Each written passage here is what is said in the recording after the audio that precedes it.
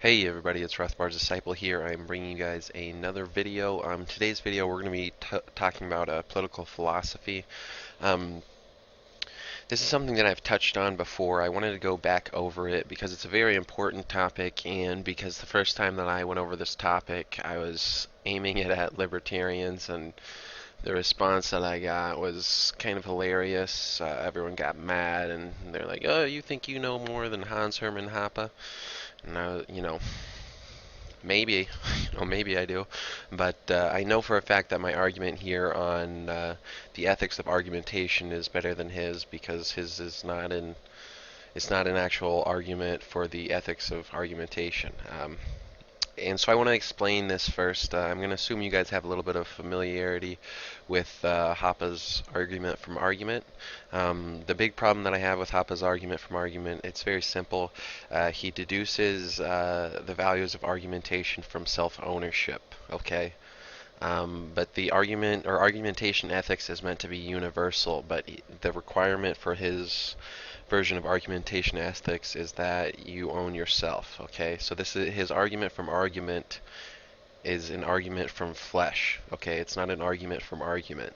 There's nothing universal, or there's no reason that you would necessarily need to have flesh to argue. It's true that we as humans do, but if you're trying to get a universal if you're trying to use, or if you're trying to use logic to find an a priori and universal ethics from argumentation, it has to be derived directly from argumentation, and Hoppe does not do this. His argumentation ethics is derived from flesh reality. So if you assume that self-ownership is correct, then what he says sort of makes sense, but the problem with it is that it actually it limits to some extent what is covered by argumentation ethics. And the other thing I will add about that Hoppe does is, even though he limits his own argument, he fallaciously tries to say that his argument does more than it does. And what I mean by this is, Hoppe will say, like, if a socialist starts talking about socialism, that's a performative contradiction, and that's not true. Okay, the reason why it's not true is this: when you're talking about argumentation ethics, you can't derive law from argumentation ethics. And the reason why you can't derive law from argumentation ethics is we're creating basically a perfect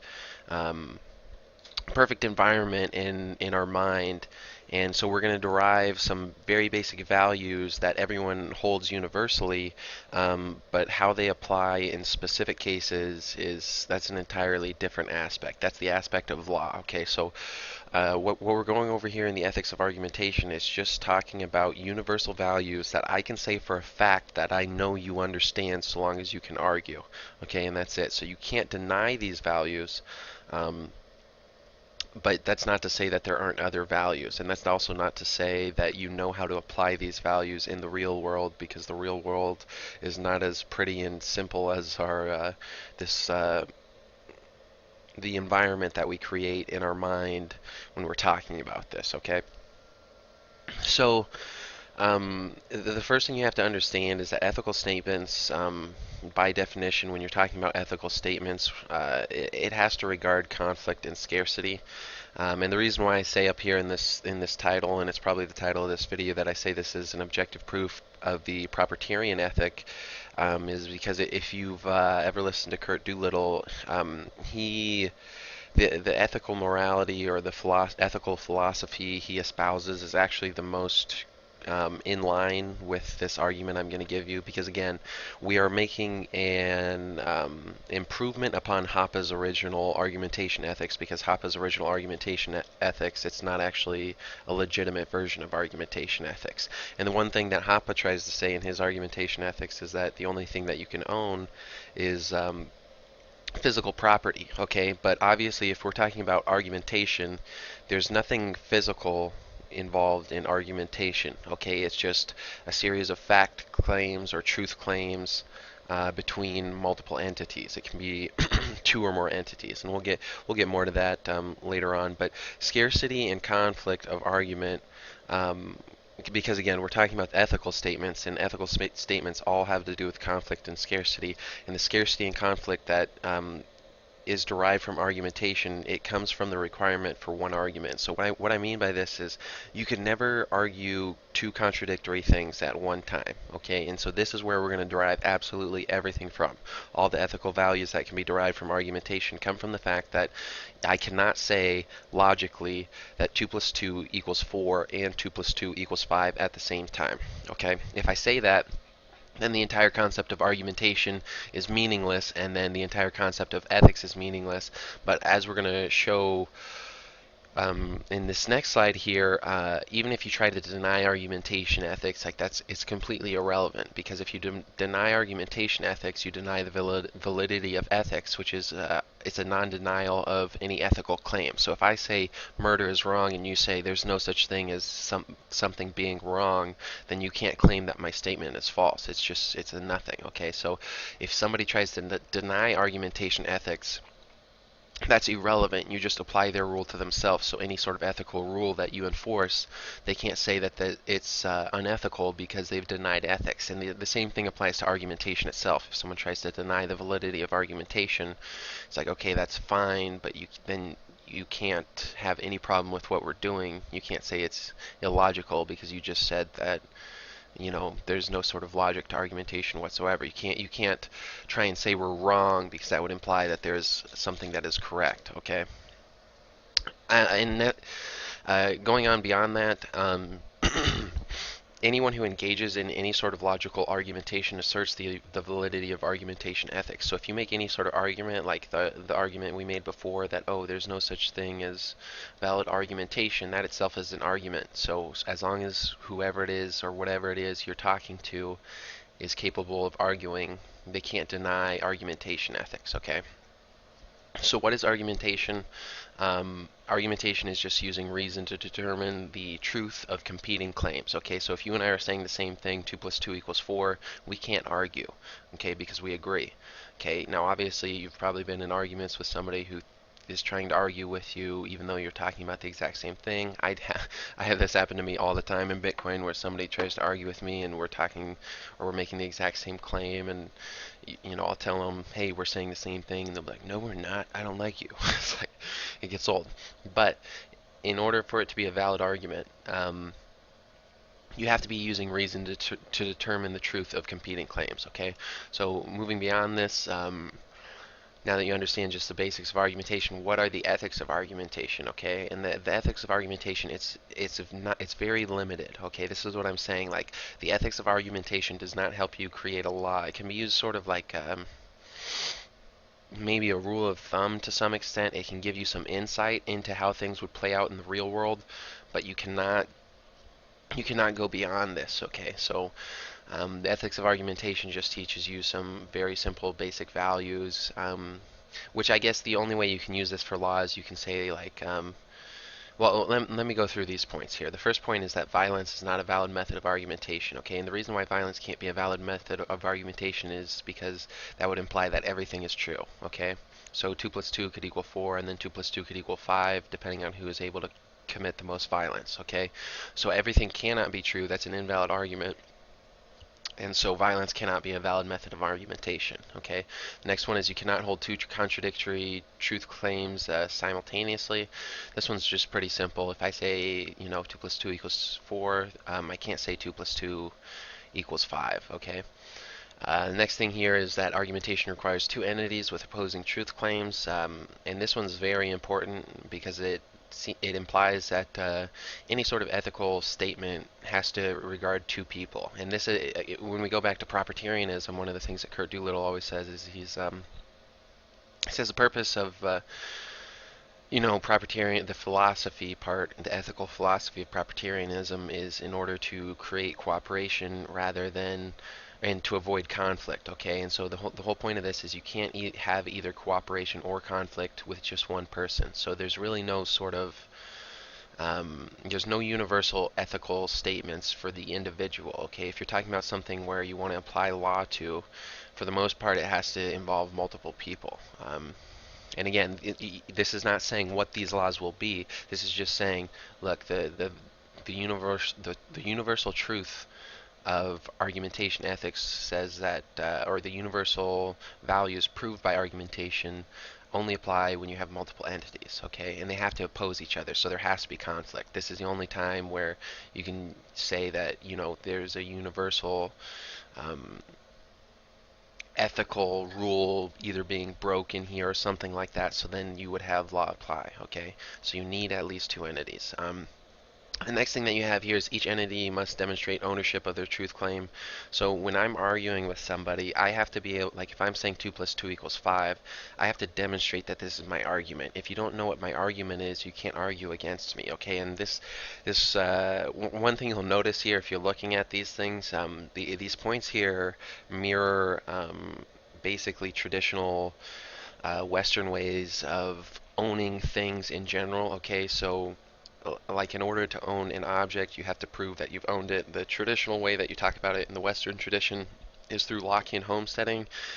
With argumentation, it's the exact same way. You have to prove that you own this argument, that you are in control of it, and that you can change your mind, okay?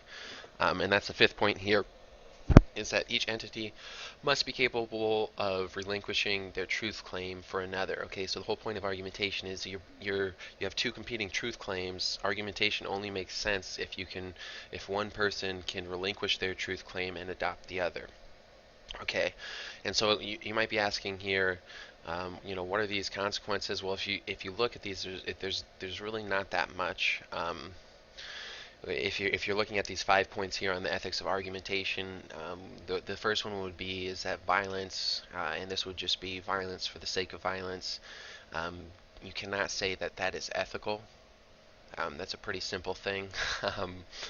The question becomes then, when is violence justified? What exactly is defensive violence? Or obviously. Defensive violence even means like if someone threatens you, you can attack them before you've attacked that, or they've attacked you. But again, this is what I'm saying. Like, you can't derive law from the ethics of argumentation. You can just say some really simple things. The point where it says you cannot hold two contradictory truth claims simultaneously. What you can derive from that is that only one person can own something. That's kind of the idea of it, because whatever truth claim you hold is the truth claim you own. The argumentation requires two entities. We already went over that. Each entity must demonstrate their own ownership. That's basically homesteading. And then 5, relinquishing control of your truth claim just means that you can trade things that you own. Okay, and so these basic principles that we've gone over here, again, this does not really help you that much, other than to say, like, these are the basic things that we know to be universally true. Okay, we know to be universally true that you want to foster cooperation and avoid conflict, and the way you do this is through proper systems of ownership. Okay, it's through the proper regulation of property. Okay, and I think that's to some extent why Kurt Doolittle chose the name Propertarianism, because it kind of encapsulates all of that within one word. Obviously, we're going into it in a little bit more detail here, but now going to the consequences of argumentation ethics here. These are consequences that are not from the 5 earlier points that we talked about. The first one is just that argumentation ethics cannot help in the creation of law. Argumentation ethics it's axiomatic, it's completely a priori, which means it applies to a very specific case. Every time you have conflict in the real world, this is a specific case, and each case is different. Exactly how it's going to play out is different, and there's no way you can have something derived from in such an abstract way as looking at the basics of argumentation and then try and say, oh, well, we know from deriving from argumentation how to apply the law in this specific case. It doesn't work like that, okay? And this is something that Hoppe tries to do, and I don't know, he makes himself look a bit stupid. I'm not saying that his theory is stupid. His theory is actually pretty good, but the problem again with his theory is he derives his theory from flesh. His argument is not an argument from argument. His argument is an argument from flesh realities, okay? The second point is that ethics beyond argumentation ethics most likely exist, but what you know is that it's not universal, okay? And so this just basically goes into the fact that you will probably have people pushing ethics within their own communities, and there's no way to say that what they're trying to push is wrong. You just can't say that these ethics aren't universal, okay? So it's like saying there's a German way of life, there's a British way of life, there's a Russian way of life. which one is correct, that's not really a valid question to ask, okay? Third point is that, and this is a very important one, ownership is not designated specifically to physical property. Sorry, Hoppe, but this is something that Hans Hermann Hoppe tries to do, Stephen Kinsella tries to do. They all say that property itself has to be of something physical, and that's not true at all. Um, you can own, like, you can make property anything that is scarce and controllable, because again, if you go back to the ethics of the argumentation, like, you have to demonstrate ownership of your argumentation, and your argumentation, like, your argument is not a physical thing that exists, okay? And again, the reason why we already said that argumentation is scarce because you can't hold um, conflicting truth claims logically, okay? And this again goes back to the whole reason why I said, you know, you can't apply this stuff to law, because again, we are creating in our mind this environment where you have people who don't have conflicting truth claims, which you're never going to find that in the real world. But if we're trying to figure out something in an a priori and axiomatic way, that's the way you have to do it, okay? But anything that is scarce and controllable can be owned. And so this actually lends itself to a more propertarian view of property, because obviously if we're talking about owning of arguments, this means there is such a thing as intellectual property. You can't deny this, and by definition, if you're going to use, or if you're going to claim that your your philosophy is universal, intellectual property has to be included because arguments are not physical, okay? And so if you derive your, like, the only universal ethics that can be derived must be derived from argumentation. So if Hoppe and Kinsella want to keep their idea that you can only own physical property, then you know for a fact that the argument or the ethics that they're pushing is not universal. So you can say that for a fact. Okay, so ownership is designated to anything scarce and controllable. And exactly how this applies, you know, I'm not 100% sure. Again, you can't exactly derive law directly from argumentation ethics, but you can say that there is some form of intellectual property. When you look at something like a nation, you can say, like, you could have, or you can make the claim that it is legitimate to have a leader, because a leader, if you're talking about in the Germanic sense, your leader is basically someone who you give the right to use or to exercise violence, because every person obviously has a right to self-defense, and that means you have to use violence in order to, you know, protect yourself or whatever. But not every, like, or to protect your property, and if it's your property, you're the one who decides how that violence happens. So there's this scarce relationship between you and how violence is enforced on your property, okay? There's this scarce relationship between, like, who it is that acts out this violence, okay? So you can actually make the claim that because you have this scarce relationship between the violence that you must utilize in order to protect your property, that you can choose a representative to carry out this violence for you, okay? And so this is sort of a big difference between the traditional libertarian sense, which says there's no validity to any sort of a ruler or something like that. The one thing that I would add to this is that you cannot say that the violence is dictated by the ruler themselves. And this is why I always separate the nation and state. You can have a ruler of a nation, but as soon as you involve something like a state, and the difference between a ruler of a state as opposed to the ruler of a nation is that the ruler of the state just says, I get to use violence because if you try and stop me, I'm going to use violence against you, okay? The ruler of a nation, on the other hand, is someone who people have given their violence to just because it's simpler to have somebody else doing this violence in terms of, like, efficiency and economies of scale. It's just easier. Most people aren't going to want to have to actually do the violence themselves, okay? But the fifth point here is that in order to own something, you must be capable of demonstrating control over it, okay? And so this just goes back to the Lockean homesteading idea that in order to own it, you have to show that you control it, okay? It's like, I can't say I own the sun because I have no control over the sun. There's nothing I can really do with the sun, okay? So you can't own it. But anyways, I know this is a bit of an exoteric and an abstract topic, but I hope you guys enjoyed it. And like I said, the one thing when I initially tried to come out with this this topic, and when I wanted to talk about how Hoppe's argumentation ethics was slightly incorrect. The one thing that really seems to make it all mesh together is the Propertarians and the Propertarian ethic. And I really think it works a lot better with that because, again, I've talked to Kinsella about this. He wanted to debate me on intellectual property actually a while back, but I was really busy with the things that I was doing. But there's no way to have universal ethics without the ability to own things that are not physical property, because an argument is not physical, okay, by definition. And the only people who have really had a philosophy that really encapsulates a proper argumentation ethics is Propertarianism. Now, again, Propertarianism is new. I'm not 100% familiar with it, and I'm not sure how much people like Kurt Doolittle would necessarily agree with me on this. And again, this argument that I'm giving you guys myself, this is an argument that I've never gotten anyone to critique.